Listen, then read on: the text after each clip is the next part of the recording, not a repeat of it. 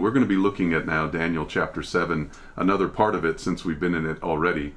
And I just want to thank you also for your prayer this morning, that asking that the Lord will lead our conversation. I truly want to know what God says, and so we're going to go through this chapter and just carefully, very slowly look at some of the concepts of what many today have called the Antichrist. And we will try to come to a conclusion. And of course, this doesn't cover everything the Bible says, because we're only looking at Daniel 7. There are other chapters in the Bible that deal with the Antichrist. You can see that in Daniel 8. You can see it in Daniel 11. You can see it in Revelation 13, Revelation 17, 2 Thessalonians 2, and some other chapters as well. So we're going to look at just this section and try to find what it is that the Bible is saying to Daniel as he is explaining this vision to us, and then also by an angel having the vision explained to him. So we're going to see a conversation continuing in Daniel chapter 7 between an angel and Daniel. We already know that the angel is the one that has been instructed in Daniel chapter 8 to reveal some truth or understanding to Daniel. And so we're going to see how he was doing that here in chapter 7. And that's when we're going to turn now to Daniel chapter 7. I, Daniel, this is the prophet that God had called. He was one of the captives from Judah. I, Daniel, was grieved in my spirit. Now, what is Daniel's spirit? That is his mind. I was grieved in my mind in the midst of my body. So even his body was affected by this grief. And the visions of my head, which is in his mind, troubled me. Okay, so he was really upset by these visions. And as we had read last time, it says, I came near unto one of them. It wasn't just the one. I came near unto one of them. So there was more than one that was there with Daniel. I came near to one of them that stood by and asked him the truth concerning all of this. And I highlighted the word truth for a purpose. So he, which is, we end up finding later it's an angel, he told me and made me know the interpretation of the things. The word truth here is synonymous, or the same thing as the word interpretation. Very important for the rest of the book of Daniel, because, like, for example, if you go in and study what the Bible says in Daniel 11, you find that the angel says, now I will declare unto you the truth. And so what Daniel is going through in chapter 11 is an explanation by the angel similar to what is happening here in Daniel chapter 7 and also continuing on in chapter 8. So we find that here Daniel wants to know the truth of what he's been shown. And the angel says, I will give you that interpretation. So the angel's job here is to interpret the dream of the four beasts that Daniel had seen in this chapter. Remember, there's the lion, there's the bear, there's the leopard, and then there's this terrible beast that has iron teeth, and he has horns, and then this little horn that comes up, and Daniel was wondering about that little horn that has eyes like the eyes of a man and a mouth speaking great things. We had looked at that before, and there are some characteristics that we're going to rehash a little bit in this one, but we're going to continue on further as the angel explains not only the first time, but the second time to Daniel about this vision. So we're going to read now what the angel says about the first time the angel talks about the vision and the interpretation. And then Daniel's like, wait a minute, I want to know more. And so he asks questions, and then the angel gives a very more fully descriptive description of the vision that he was showing in Daniel chapter 7. So we're going to see that now. It says, like, I asked him the truth of all this, so he made known unto me the interpretation. Very important to understand. The truth is the interpretation in the book of Daniel here in these prophecies.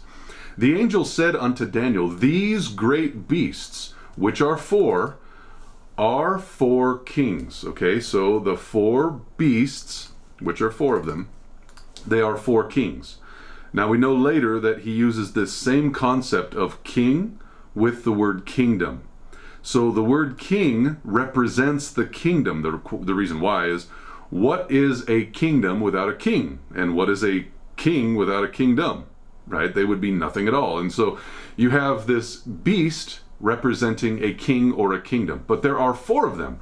So there are 4 great beasts, the lion, the bear, the leopard, and this terrible beast, that represent 4 kings, which shall arise out of the earth.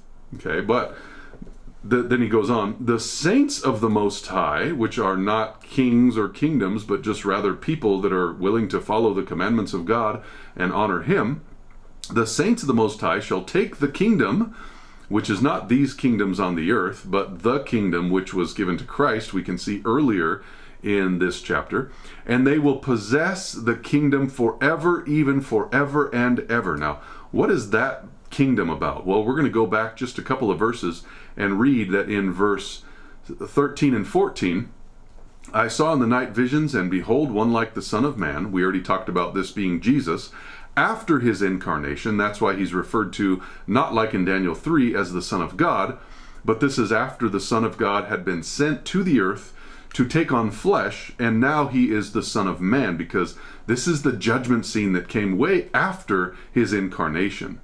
So he's like the Son of Man. He came with the clouds of heaven, which were the angels we found out last time. And they came to the Ancient of Days, which is God the Father, and they, the angels, brought him, Christ, the Son of God, or Son of Man, near unto or before him, which was God. And there, in front of God, was given him dominion and glory and a kingdom. And that kingdom is what the saints will take, but that all people, nations, and languages should serve him. His dominion is an everlasting dominion, which shall not pass away, in his kingdom that which shall not be destroyed. And that's the kingdom that the saints will possess forever and ever, and even forever. And so that's not the kingdoms of this earth that the beasts are ruling over, that the saints will take over. No, absolutely not. We're looking for a greater kingdom. You know, the Bible says that we're looking for a city whose builder and maker is God. And how does God make that city? He does it through his Son. You can read about that in John chapter 14, verses 1 and 2. You believe in God, believe also in me. In my Father's house are many mansions. I go there to prepare a place for you. And if I come again, if I told you that I'm coming again, and I will come again and take you to where I am. And so that's what Jesus was saying in John chapter 14. And he had just talked about his Father, and he being the Son, preparing those mansions. And so the builder and maker is God, which is the Father through his Son. That's what Hebrews 11 is telling us. And we can understand a little bit more as we can see here that this kingdom is being given over to the Son by the Father, and that Son is going to come over and take us from this earth back to where his Father is and where his kingdom is, and we're going to be there forever and ever. That's really what I believe is the most important part of this chapter, is that the saints, even though they go through the struggles and the what's called later the abomination of desolation scenario set up by this Antichrist system, they will receive the kingdom. And that's the first thing that the angel told. Yeah, the beast, they're 4 kingdoms, but then the saints possess the greater kingdom. And Daniel was like, okay, so the 4 beasts are kings, and then the saints are going to possess the kingdom. But he goes on, he's like, well, but what about the rest? Because that's all that the angel said in this first answer to the question. And we're going to go on now to what the angel says a little further in regard to Daniel's question. Said in verse 19, then I, Daniel, I would know the truth or the interpretation, as we had read about earlier in verse 16. I wanted to know the truth of the 4th beast. Oh, the 4th king, because we see that there are 4 beasts, right? And there are 4 kings. So the beast is the king, which later we read about as a kingdom. So I wanted to know the truth of the 4th beast, the king or the kingdom, which was different. So I'm going to highlight that word different. The 4th beast or kingdom was different from all the others that were before him. It was exceeding dreadful. I mean, this beast was really powerful. It had teeth of iron, and his nails were brass. And so now, wait a minute here. We've already learned in the previous image that was in chapter 2 that there were metals. One metal was iron, and the other metal was brass. Now, I'm going to just do a little bit with my hands here. There was the head of gold, there was the chest and arms of silver, there was the body and thighs of brass, and then there was the iron legs. And so the brass and the iron were right next to each other, and this fourth beast, kind of like the fourth metal, not gold, not silver, not brass, but iron, which was the exceeding terrible beast that Daniel had just seen in chapter 7. This beast right here, or this metal, was iron. And so this beast had iron teeth, but he had claws of brass. So he kind of attacked like a beast would. He attacked with his claws, kind of like how they did in the previous nation that was before them. And the reason why they did that, of course, is because history teaches lessons. Like if you go through an experience and you realize like, ooh, that was a bad thing to do, I should do that differently, then you will do it differently. But if you go through an experience in your past and you're like, wow, that was exactly what I need to do in the future, then you're going to do that as well. So these iron teeth with the brazen claws is how this animal was doing its business, right? This kingdom was moving forward like the Romans, but also like the Grecians. And so you can see that the attacks were very similar, Grecian and Roman, as they were moving forward. So because we've already talked about this idea of the beast, the image of Daniel chapter 2 being Babylon, Medo-Persia, Greece, and Rome. Rome, interestingly, was during the time that Christ was here on the earth. And so these beasts are the same. And we found that out last time in Revelation 13. We saw some comparisons where Daniel was looking forward with the lion, the bear, the leopard, the terrible beast, whereas Rome, or John, was in Rome, and because he was part of the terrible beast, he saw that it was made up of the leopard, the bear, and the lion, instead of the lion, the leopard, and the bear. The leopard, the bear, and the lion. I got that one mixed up. So you can see that Daniel is looking this way and John is looking this way.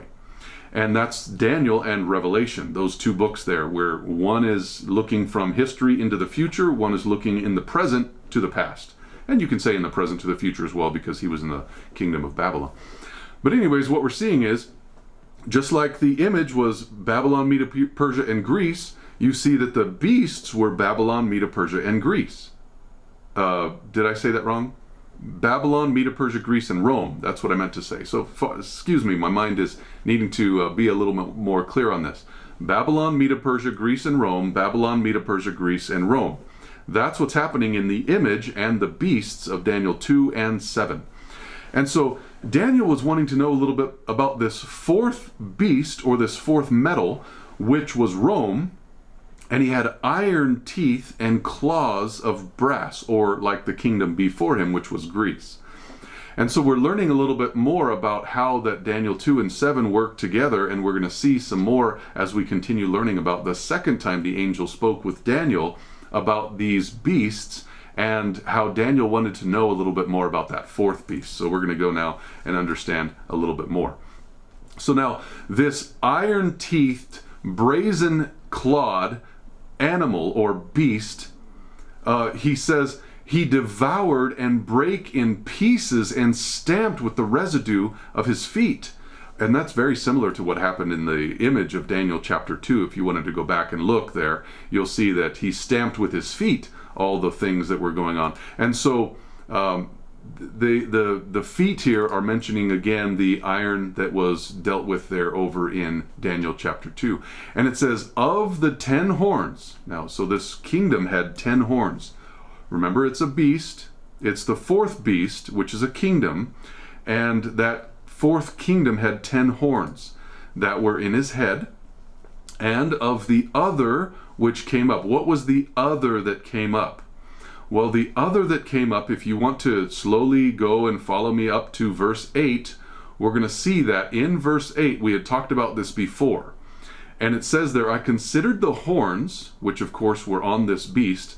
So all the beasts which were before it, it was different because this fourth beast is what's being talked about.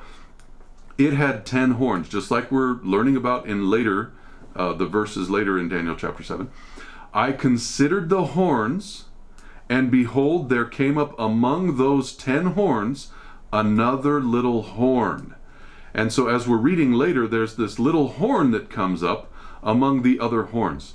So there is 11 horns in the totality here that we're talking about in verse 19 and 20. So of the 10 horns that were in his head, there came up the other horn that was with them, and before whom 3 fell. We read that also in verse 8. So there's 10 horns, there's another that comes up, and there are 3 horns that fell before this other little horn. Okay, so I'm going to focus on that other there, because there's 10 horns, another horn, and 3 fell by that other horn that came up amongst the 10 horns. Even of that horn that had eyes, which we learned about in verse 8, and a mouth that spake very great things, which we learned about in verse 8 as well, whose look was more stout than his fellows. Now he was looking stronger than all the other fellows before him. So here are some points that we're going to consider in Daniel chapter 7 about these beasts, right? There are 4 of them, and the 4th one, he wanted to know the difference, or what the 4th one was about. It was different than all the ones before it. It was really powerful, or it says here, stout. It was iron, so if we go back to Daniel chapter 2, it was Roman, but it was acting kind of like grease as well. Okay, it destroyed with the feet of it, or the iron part that it was referred to in Daniel chapter 2, and it had also 10 horns. Now, what are these horns? Daniel's still asking the question, but I just want to go over it again. Daniel's asking about the horns, and there's this other horn that comes up that plucks up 3 horns as it comes up. He had eyes, he had a mouth, and he was speaking very great things. We learned last time that the great things that were spoken were great things and blasphemies. We did that study and found out that in Mark chapter 2, a man tries to claim that he can forgive sin. That man was Jesus Christ, and by the power of his Father he could, but the Pharisees didn't understand that, and so what they were doing is saying he was committing blasphemy as a man claiming you can forgive sin. In John chapter 10, it talks about how there was a man, which the Pharisees saw Jesus as a man, claiming to be God. And Jesus clarified it. I'm not claiming to be God, I'm claiming to be the Son of God. But they thought he was claiming to be God. And so they were saying, you're committing blasphemy because as a man, you're claiming to be God. And so if a man claims to forgive sin, and a man claims to be God, those are both blasphemous. But in Ezekiel chapter 20, verse 27, we learn also that if you are claiming to be a Christian, but you're breaking God's law, you are committing blasphemy, right? So let's put this all together. We have the 4th kingdom, who's a little different, and he has 10 horns. And in the midst of one of these, in the midst of these 10 horns comes up a little horn, and he's pretty powerful. He's stout, right? And he plucks up 3 as he comes up, and this little horn has man's understanding and a mouth speaking very great and blasphemous things. Now those blasphemous things are claiming to forgive sin, claiming to be God, and as followers of God, breaking God's law, right? So we kind of have a little bit of an understanding so far of just the clues that we're looking at in Daniel chapter 7 about who this might be, this little antichrist that we're talking about in verse 20. It says, I beheld, so Daniel is still explaining to the angel, I beheld, and the same horn, the one that came up right here, and that plucked up 3 before it, right? The same horn made war with the saints. Okay, so that's why he was more stout than the others. Because it says right here, he was more stout than his fellows. Yeah, sure, his fellows did war on nations, but this one was more stout in that he made war with the saints in a way that was way beyond anybody else. And he prevailed against them, which would be the saints. So this little guy, this stout small horn, it's actually called the little horn over there in Daniel chapter 7 verse 8, this little horn came up among them, among the 10 horns. Now I'm going to show you that real quick because I want you to be able to see that in verse 8. I'm going to compare the two here. I considered the horns, and behold, there came up among them, which was the horns, so among, not next to, not away from, not a distance from, but among them, there came up another little horn. So he was little, and he came up among them, okay? I'm going to go ahead and focus on both of those there. So a little horn among the 10. Okay, so I'm going to go back over here to verse 20. And so the 10 horns are there, and this other one came up among those 10, and he was little, but he plucked up 3 as he came up. And he had a mouth speaking great things, and he was strong or stout. And his eyes, of course, were eyes of the man, but he was stout in that he made war against the saints and prevailed against them, unlike any of the others had done before. So now, he was watching this horn until, so there was this horn was going on until the Ancient of Days came, and judgment was given unto the saints of the Most High, which we read earlier in verse 13 and 14. And the time came that the saints possessed the kingdom. So this little horn comes up among the 10. He's small, he's different than the others, he's diverse, and we can see he's more stout. He's got eyes like the eyes of a man and a mouth speaking great things and blasphemies. He prevails against the saints until the Ancient of Days comes. So what's going on here? We're seeing all these characteristics of this little horn, because this little horn coming off of the big horn, or the big beast, is the Antichrist that's found in Revelation chapter 13.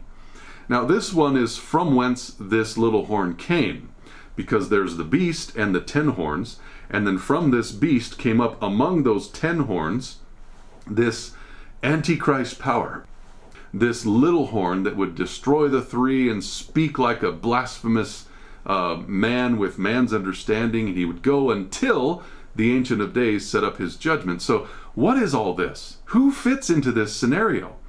Well, I'll tell you, there's more to this, because as we continue on with the angel explaining, in fact, I'm going to go further into what the angel explains. We're going to see that we can find some clues from what the angel explains to Daniel in regard to who this little Antichrist power is, this little horn. So we're going to go to it now and find out that after he continues, this little horn, after he continues until the Ancient of Days comes and judgment's given to the saints, and the time comes that the saints possess the kingdom, thus said the angel. Now the angel's speaking again, because Daniel said, I said, thus he said. And so now the angel is rehashing the answer to the question that Daniel had just asked about that 4th beast and the little horn. The 4th beast, as Daniel had asked about, shall be the 4th, not king, but kingdom. Remember, he said earlier the 4 beasts are 4 kings. But here, the 4th beast is the 4th kingdom. So that's why I'm using the word kingdom and king together. Because what is a king without a kingdom? And what is a kingdom without a king? So the 4th beast is going to be the 4th kingdom upon the earth. And this kingdom is going to be different from all the kingdoms before it. Of course, because it's going to be bigger and stronger, as we had seen in that it was a terrible beast, right? And it shall devour the whole earth. So that 4th beast will be different in that it will devour the whole earth. That's not exactly why it was different, because it was different, rather the other beasts before it were also world-ruling kingdoms, and you can see that from Daniel chapter 2. But this one was different in that it had some characteristics we'll learn about in just a moment that showed itself to be different. And this 4th kingdom shall tread it down, which is the earth, and break it into pieces. So this 4th kingdom actually did a strong work on the earth to make the earth worse than it had been before. Okay, so the influence of this 4th kingdom really made, left a bad history behind it. And so the whole earth was tread down and break into pieces as a result of its leadership, its rulership, its kingdom on the earth. Now the 10 horns that you saw and asked about Daniel, it said the 10 horns of this kingdom are 10 kings. But we've noticed already that the word kingdom is synonymous with the word king. So the 10 horns are 10 kings or 10 kingdoms that shall arise, okay? So first, there's this beast or this kingdom that will come up. It will rule the whole earth. And then there's 10 kingdoms that will come up afterwards. They shall arise. And remember, the 10 horns came up after that first beast that came. So just visually, if you are a visual person, you have this great, terrible beast that comes up. And then it says 10 horns arose from this beast. And then there's another little horn that comes up, plucking up 3. So there's actually a chronological activity going on in this movie that Daniel had seen. He didn't just see a picture of a beast with 10 horns and one coming up, where 3 were flying from it. It was more like a video that Daniel was watching.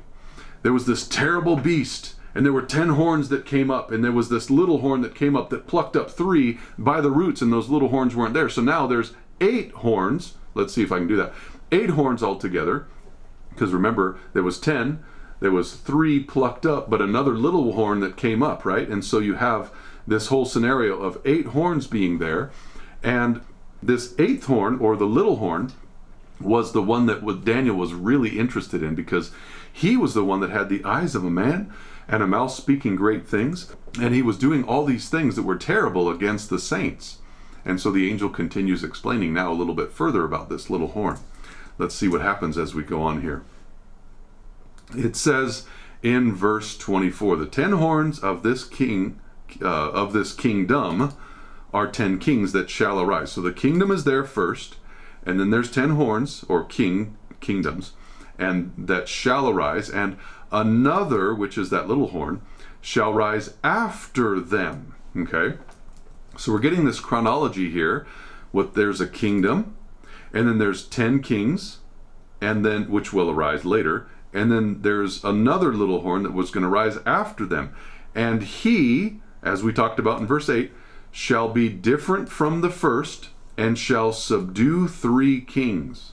Okay, so we're kind of going over the same history again and again. One kingdom has 10 kingdoms that come up. After that kingdom is already there, it shall arise. And then another kingdom will arise after the 10. And he's going to be different from all the kingdoms before him. And he's going to subdue 3 kings as he comes up. So this is a really interesting way of looking at history, in that you can see that all of these symbols refer to the kings and the kingdoms and the destroying of kingdoms and the rising up of kingdoms in history. And remember, this little horn that is different and that subdues 3 kings as he comes up, he is going to speak great words and blasphemies, remember? So these great words are what? Against the Most High. So now we see, as we've talked about before, that blasphemous words or great words are against the Most High. Now, who is the Most High?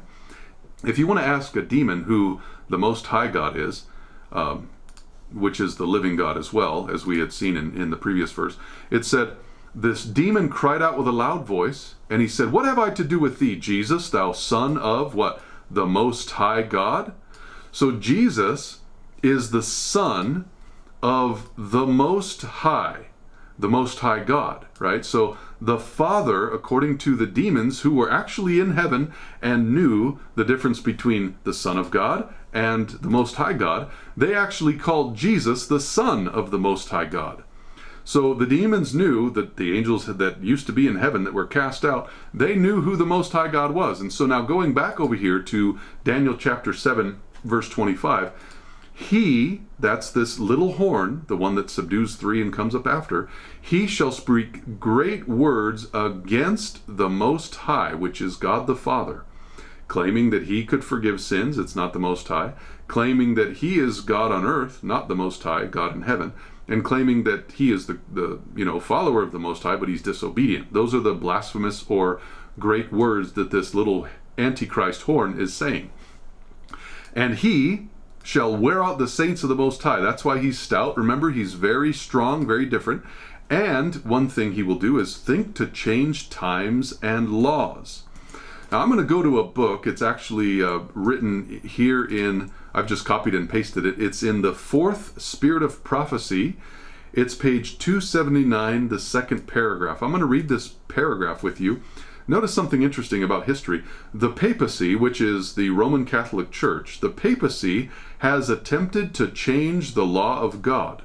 It's the second commandment forbidding image worship has been dropped from the law, and the fourth commandment has been so changed as to authorize the observance of the first day instead of the seventh day as the Sabbath. But papists urge as a reason for omitting the second commandment that it is unnecessary being included in the first, and that they are giving the law exactly as God designed it should be understood, which is not, of course, true because they changed it. This cannot be the change foretold by the prophet, which is the second commandment. An intentional, deliberate change is brought to view. She quotes, the author quotes, "He shall think to change times and laws." The change in the fourth commandment exactly fulfills the prophecy. For this change, the only authority claimed is that of the church. Here, the papal power openly sets itself above God. Okay, like I said, Fourth Spirit of Prophecy, that's a pretty good book there. But what's being said here is this Antichrist power has thought to change times and laws, but history denotes that the papacy is the one, the Roman Catholic Church is the one that actually has changed the day from the Sabbath, the biblical Sabbath, over to the first day. So if the papacy is the one that changed the day, the times and laws that is spoken here of Daniel chapter 7, verse 25, if the papacy changed it, does the papacy also fit into some of the other attributes? Let's see. You've got Babylon, Medo-Persia, Greece, and Rome. That's the terrible beast. Out of that terrible beast, there will come 10 horns, right? So, which are kingdoms. And we know that Rome, officially in 476, was starting in the 300s, but going to 476, was divided into 10 different kingdoms. So that's history. You can go and find the 10 divisions of Rome. And some of those were like the Franks and the Burgundians, the Heruli, the Suevi, and the Ostrogoths, and the Franks and the various nations that were brought up in that time. And there were 10 of them. Well, there was another little horn that came up while those 10 were in existence, and it actually came up among them. That little horn was the Antichrist, speaking blasphemous terms and all these things, and he actually thought to change times and laws. It was the papal church. The papal church came up, and the Roman power gave all its authority to that papal church. And while that papal church came up, while the papacy came into existence, it actually destroyed 3 of those kingdoms. Now, why 3 of those kingdoms? The Heruli, the Ostrogoths, and the Vandals, those 3, barbarian tribes, you've heard them called, but they were actually Aryan tribes. You can find in a book called the Thoughts on the Book of Daniel and the Revelation. Thoughts on Daniel and the Revelation by Uriah Smith, page 144, 147 through 150, somewhere around there, the 140s through the 150. You can find a description of those 3 barbarian tribes which were actually Aryan. What does that mean, they were Aryan? Well, they rejected the concept of the Trinity. Actually, in a book called Bible Readings for the Home Circle, the original one, you can find that also. I think it's on page 25 or 26, somewhere around there. You can find that it's described that the Aryan tribes are what caused them to be plucked up. They were Aryan. They were against the Trinity that the Catholic Church previously, it was an ecumenical movement in the Council of Nicaea, which was 325. It was 321 that the Sunday law was established, but 325 was the Council of Nicaea, whereby the ecumenical group came together, which later came the Roman Catholic Church was there, and the priests and the bishops. They were doing what they could to diminish the Arian doctrine, which showed from the Bible that Jesus Christ was the only begotten Son of God. They didn't like that idea. In the Council of Nicaea, they established Christ as the one that was actually part of God, and which later ended up being more like the eternal begetting. So like the bringing forth always happening. Not that Jesus Christ was a separate entity, but that there is this three-in-one concept where they're all together and united, and it's three in one. So the continual begetting, or the eternal begetting, is something that was brought up in that idea of not co-substantial but consubstantial. I'm maybe saying things that don't make sense to you, but if you've studied this, it makes sense that consubstantial is not what was accepted, but co-substantial was accepted by Arius and the Arians of that time. Well, they didn't like that idea with this Nicene Creed, and so they brought up this new idea that Christ was not co-substantial, but actually consubstantial, so part of God, and it led later into what we know today as the Trinity. Well, these three tribes, the Vandals, the Heruli, and the Ostrogoths, they were not Trinitarian. And as a result of this papal church coming up into existence, they literally destroyed those three nations because they didn't have the same faith. And that's why those Aryan tribes were taken up and pulled out, rooted out. They were completely gone. And so that they would have now 8 kings during that time, and that 8th king, the little horn, actually started ruling over the entire world, and that's what we're calling the Dark and Middle Ages in history, okay? So there was that Roman power that broke up into 10, and there was this papal system that came up, and it plucked up 3 by the roots, making them now 8 because it was that little horn, and he was given power. And it's interesting because during that time, well, 321, earlier, he had thought to change times and laws, okay? The Sunday was made honorable, and the venerable day of the sun was honored in place of the biblical Sabbath, and that was in 321, just 4 years before the 325 Nicene Creed was established, whereby the Trinity was introduced to Christendom. And then there was wars in the Christian world as a result of that doctrine, and that's why the 3 were plucked up. And so you have a whole history about that right here in the Bible, dealing with this great words against the Most High.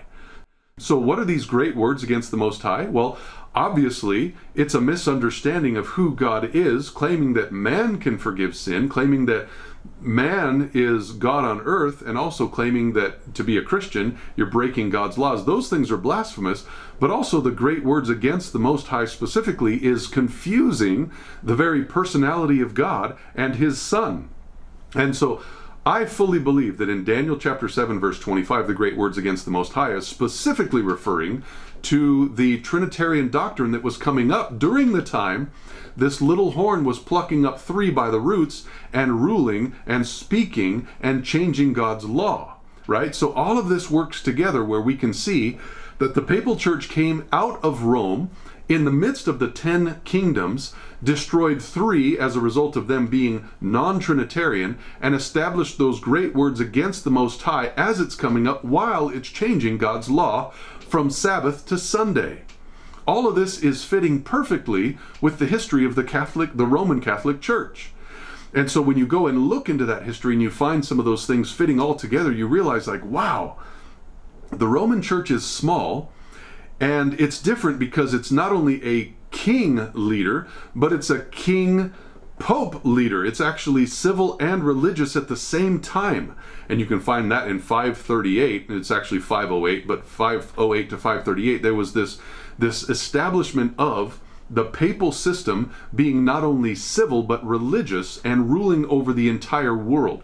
So it was different. It was little. It came up out of the main beast, out of the 10 horns, among them plucked up 3, changed times and laws, and spoke great words against the Most High. The papal system fits this in its entirety, but it goes on even further. Watch what happens in the Bible.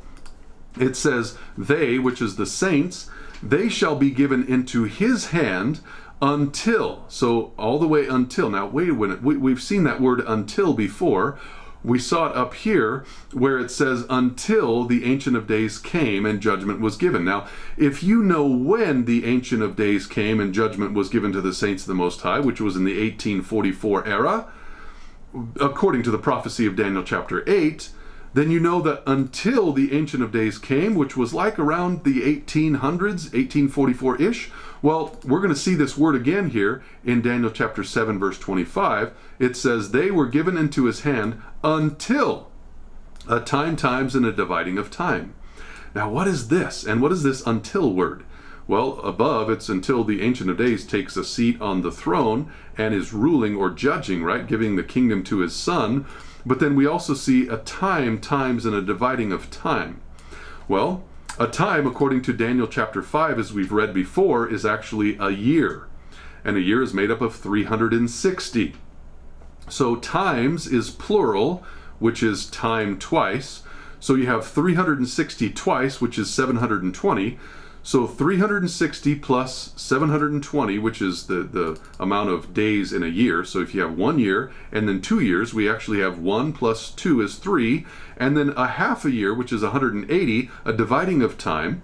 So you have 360, 720, and 180 equaling 1260 years or days. A day is a year in Bible prophecy.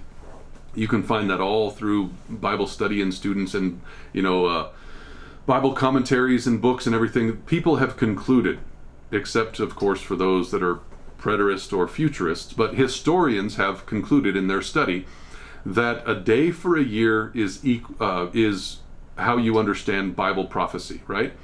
So you have a time, times, and a half a time. So 1, 2, 3 and a half times, which is years. So that's equaling 1260. Do the math for yourself. 360 plus 720 plus 180 equals 1260. You have 1260 days or years in this prophecy. And so this little horn would come up from Rome after the 10 divisions of Rome. It would come up among the 10 divisions of Rome. It would pluck up 3 of those kingdoms because of these great words against the Most High, which is Trinitarianism, and because they were non-Trinitarian, they were plucked up, and they would change the Sabbath during the time that they were coming up and destroying those 3 nations. And so you have all of this fitting in, but how long is this 1260 years? Well, from 538, when they were actually given official leadership of the world, both in civil and religious regards. In 538, that little horn, the papal system, ruled from 538 to 1798, when the French general Berthier came and was able to take the Pope captive, and that's when the papal system lost both the civil, mostly the civil, and religious authority. The religious authority wasn't taken away completely. The religious authority was actually reinstated just a short time after the Pope had died in exile.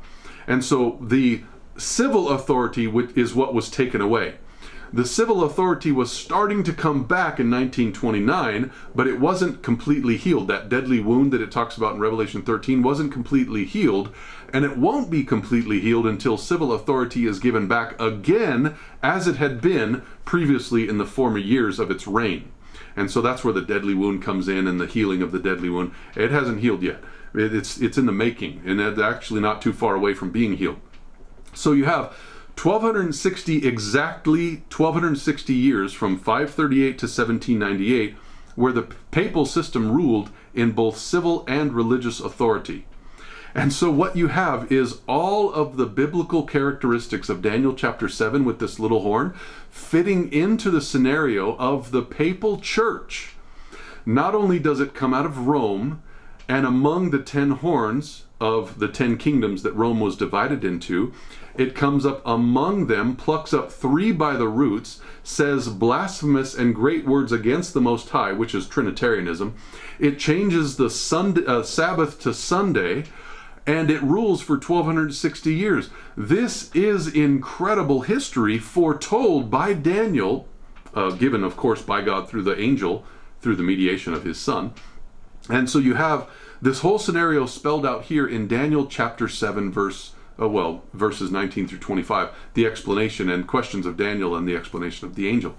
And so what we're seeing here is that the people of God would be given into his hand until a time, times, and a dividing of time, that 1260 years that we've discussed before. But even though this little horn will take over and will destroy God's people, wear them out for 1260 years, but the judgment shall sit after that, right? Until this 1260 years, and then the judgment shall sit, which is after this 1260 years, ending in 1798. And the judgment sitting is in 1844, fitting exactly the same chronology that we've talked about earlier. And they shall take away his dominion, which is the dominion of this little horn, to consume and destroy that dominion until the end. So that the dominion of this little horn will be taken away. It will be consumed and destroyed unto the end, which is, of course, when Jesus Christ comes. And the kingdom, which is not the kingdoms of the earth, but the kingdom and dominion and the greatness of the kingdom under the whole heaven shall be given to the people of the saints of the Most High, because it says the meek shall inherit the earth, whose kingdom is an everlasting kingdom, and all dominions and shall serve and obey him, which is the leader of that kingdom, Christ, and of course in submission to his Father. You can see that in 1 Corinthians 15. Hitherto is the end of the matter. As for me, Daniel, my thoughts, my cogitations much troubled me, and my countenance changed in me. But I kept the matter in my heart. And that's the end of chapter 7. But what we're seeing here is that God had revealed to Daniel in symbols and types, which the angel explained in great detail, that there's this beast, which is the fourth kingdom. And there's going to be 10 kings that come up from that kingdom. So there's 10 divisions in Rome. And there's this little kingdom that comes up. It destroys the saints. It plucks up 3 kings or kingdoms while it comes up. It comes up in Rome, of course, because it came out of the great last fourth beast. And so coming up out of Rome amidst the 10 divisions, plucking up 3 because they were non-Trinitarian, he spoke great words against the Most High. He was Trinitarian, and he changes the law at that same time as he's coming up, destroying those 3 horns. He wears out the saints. He exists and rules for 1260 years, but the good news is he will not always have power. At the end of that 1260 years, his power, his civil power mainly, is wiped out, and then that's when God sets up the judgment in 1844 and onward. And the power of this little horn will be diminishing until finally the end, where his deadly wound is healed according to Revelation 13, and this whole scenario, like was in the Dark and Middle Ages, is played out again, which we can rightfully call the abomination of desolation. So everything that happened in the past, I'm telling you, according to the Bible and prophecy, will play out again. It will play out still in our future, except it's not Rome with the Catholic system being given leadership and authority. It will be another one, as you've seen in Revelation chapter 13. I can put up the link if you're interested. Just ask me for it. Revelation 13 with Revelation with Daniel. You can go and find that there's 3 messages on Revelation 13, and you will find that it is pretty clear that the papacy, still after it receives power, the civil power, will be from America, not Rome necessarily.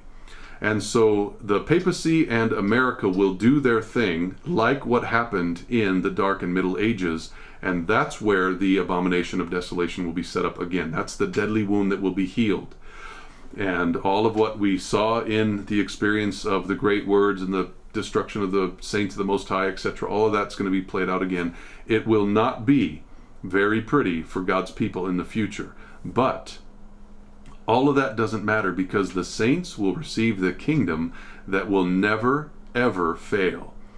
God the Father with his Son will be sitting on the throne, as you can read in Revelation chapter 3 at the end, and we, those that overcome, will be sitting with them. And we can understand that we will be able to walk with the Father, the Son, the holy angels, and the redeemed of all ages throughout the ceaseless ages of eternity. So now, right now, let's be faithful to the God of the Bible that has taught us the truth in his word. We can keep his commandments, have the faith of his Son. We can honor him through sharing the truths that we know from his word with those that don't know. and we can have our hearts renewed every single day by the Word of God, which is described in 1 Peter chapter 1 verse 23. We can be born again by the Word of God, which abides forever. This is what I want my experience to be, and I want this to be yours as well. Let's commit ourselves to the God of the Bible, surrendering ourselves to Him and His will, instead of walking with the world and the things that are common to the ecumenical movement that the Antichrist has set up. Let's bow our heads and pray for His blessings now. Our Father in heaven, I ask that you would please continue to lead and guide us. Thank you for giving us this time where we could study. I pray that the words that were spoken, though in some cases I was not as clear of thought as I wish I could be, I pray that everything would come and would come to the ears of your people in clear and true tones. We thank you for giving us this time and pray your blessings in all things, asking for the transformed hearts that we talked about toward the end of the message, praying that you would use us in great ways, glorifying yourself and bringing clarity to the mind of your people so that we can know and understand what it is that you're saying to your people. Thank you for this, and bless us, we pray, in Jesus' holy name. Amen.